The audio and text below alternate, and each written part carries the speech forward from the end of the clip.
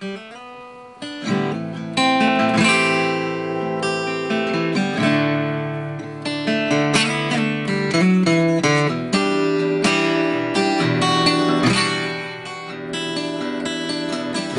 not so long ago, there was a thriving land of lush green valleys, its hills covered with deep, dense forests, its meadows filled with roaming marsupials, and its seas bursting with myriads of fish.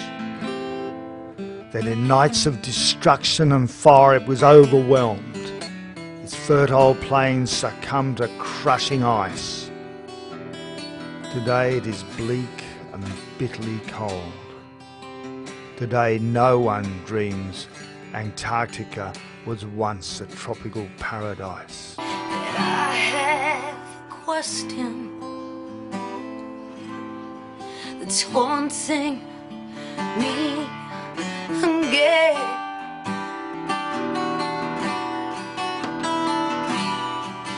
Where are you now?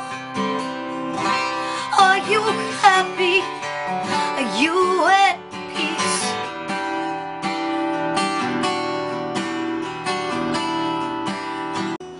So just how far have we come along this journey to tropical Antarctica? Remember, we have Wald Thornhill with his petroglyphs, rock carvings by early mankind. He believes they represent a portrayal of huge plasma discharge events in the sky, eventually coming down upon the Earth and causing huge destruction amongst mankind. Then we have Rens van der Slee.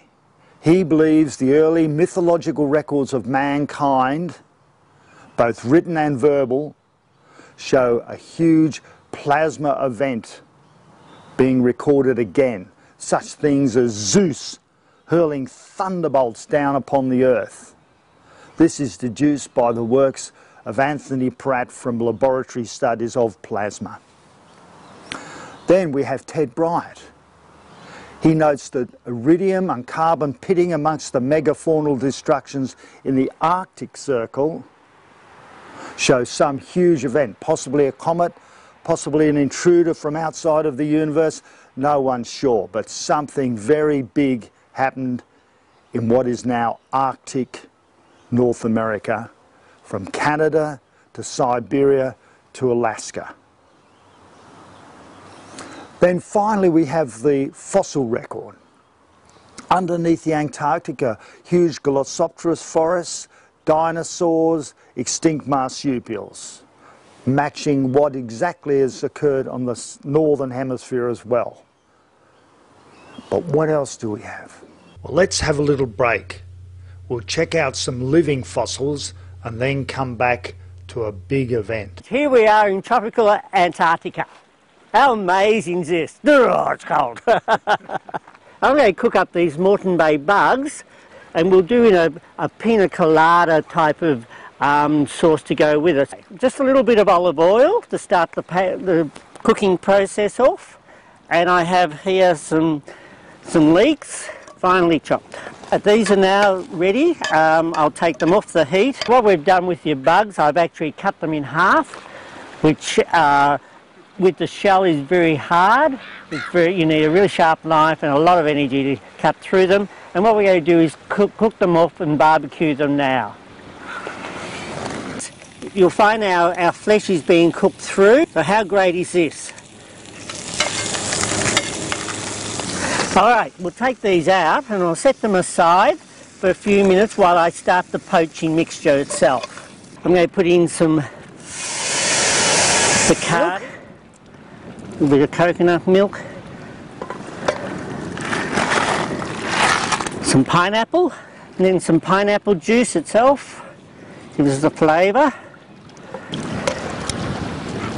So we'll now put the bugs back into them just to finish them off. Smell that rum mixed with the coconut milk and the pineapple. What a great flavour. Hey, how good's these? Look at that. Beautiful texture.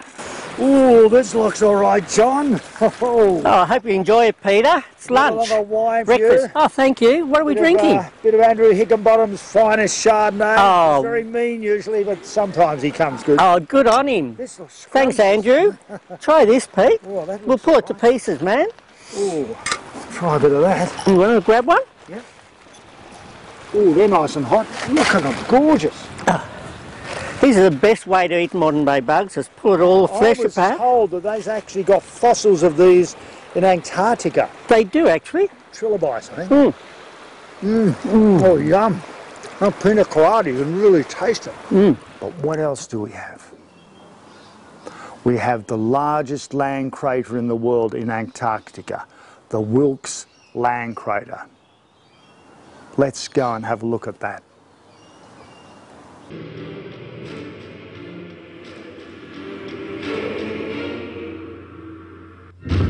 May 2006, Ralph von Fries and Laramie Potts from Ohio State University used gravity measurements by NASA's GRACE satellites to identify a 200-mile wide mass concentration centered within a larger ring-like structure visible in radar images of the land surface.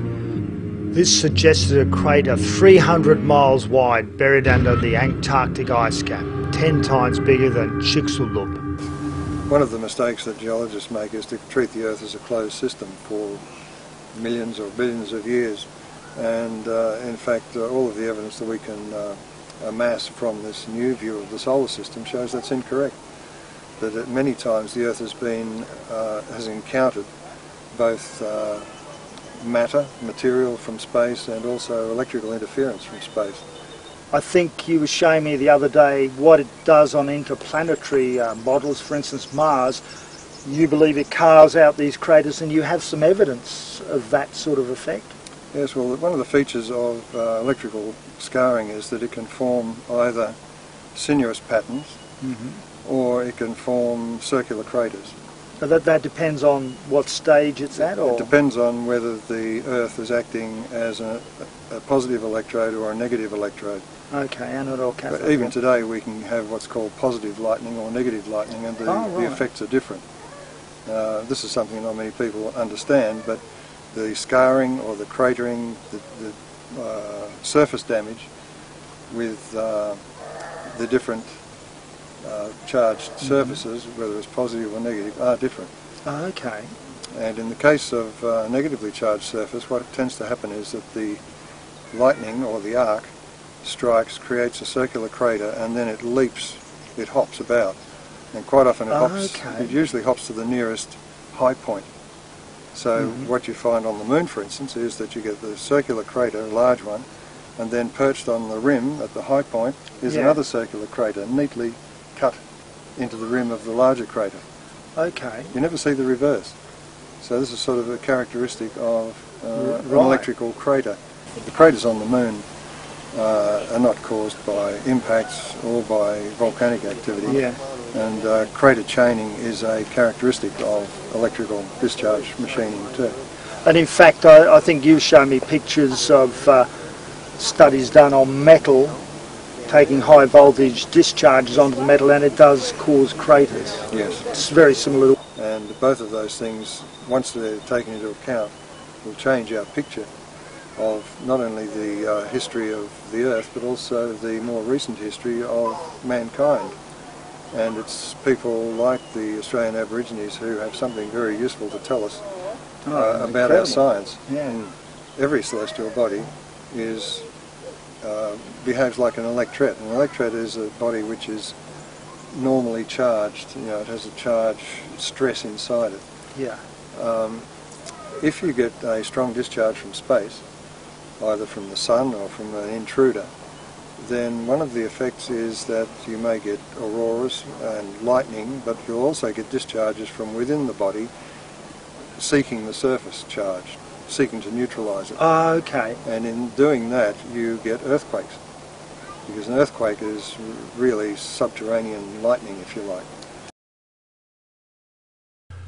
So I think we've established something really big happened in Antarctica, but the biggest question is, When did it occur? Now there's two severely opposing camps. Many archaeologists and scientists believe that the Antarctic ice shelf has been there for millions of years. That's totally contradicted by the Piri and Orontius Phineas maps. And it's totally contradicted by the fact that mankind fairly recently recorded in his mythology. Where does the truth lie? First of all, let's look at the ice core studies. There's two major sets of ice core studies in the world. One on the Arctic ice shelf around Greenland, and the second one is on the Antarctic ice shelf, which is much thicker. Both rely on one axiomatic suggestion, that every layer equals 1 year in the Arctic or the Antarctic's history. For instance, roughly around 200,000 slices, this is roughly 200,000 years of Antarctic and Arctic history. Even this makes the ice sheet appear much younger than many scientists would have you believe. But is even this relatively young geological age accurate? Let's examine the paradigm that one slice of an ice core equals 1 year. In fact, they're melting and refreezing lines. And there can be as many as there are storms to a year, multiples per year. Many scientists claim that isotopic levels of oxygen-18 discriminate yearly or annual rings. However, could these not be storm separations? Storms are electromagnetic phenomena that actually ionize and possibly cause isotopic variation, not necessarily annular variations caused by maximization of sunlight. And then again, deposits of volcanic dust are said to correlate with such events as Santorini around about 1600 BC, but an analysis of the dust does not bear this out. The opposing camp is a bit more layman orientated, but nevertheless it had some valid points. Perhaps the most interesting revolutionary study to doubt this by some treasure seekers for old American wartime aircraft. And this was in Greenland. These aircraft had been abandoned during the war, but souvenir hunters were keen to bring them back to America and rebuild them as veterans. To their amazement, they found these planes after only 50 years, 280 feet under the ice cap. So let's pretend here we are, the top of the Greenland ice sheet. The team looking for the P-38 in Greenland had to dig down roughly 270 feet or 70 metres to get to where the P-38 of the Lost Squadron lay. And as they dug down, they went down through these layers. And how many layers? Approximately 50 years since the plane was abandoned. There should have been 50 layers. Was that the case? No. There were hundreds of layers. What actually constituted roughly 7 layers per year. And yes, the snowfall is about twice that of the Arctic ice shelf, but the ratios still hold up. So how many feet corresponded to every year? Bob Carden, who actually dug up the aeroplane, said he saw many hundreds of ice rings on the way down when there should have only been 50, 1 per year. In some cases there was one every foot. He said, who told you these layers form over a year? They can form rapidly overnight. They're dependent on the melt.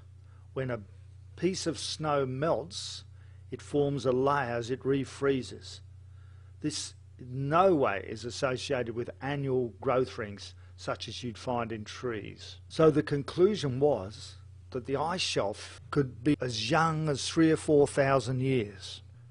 A very recent study at the Camp Dome site in Antarctica, where the ice is 5 kilometres thick, has just shown that up to 24% of the material under the Antarctic is reconstituted ice. It freezes and melts on a regular basis. Thus it has no place in ice core studies and surely must corrupt the data from these places. Thus I can only conclude that although the investment in ice core studies is immense and the methodology extremely precise, much of the work rests on insecure basics.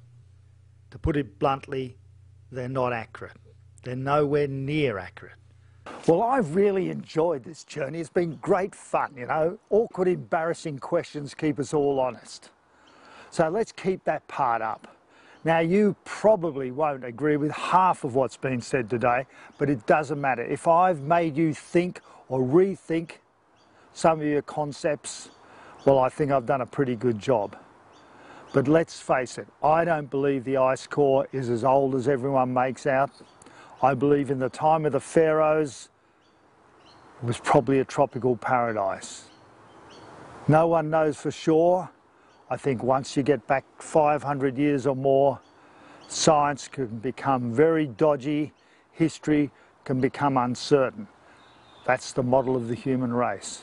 But let's continue along this journey. Interdisciplinary studies are fascinating. Combine science with mythology and you reach truths you'd never dream possible. Come along with us on the next journey. We run down from the mountain, a river out to sea. We lift off to the stars above. Our spirits shine for free.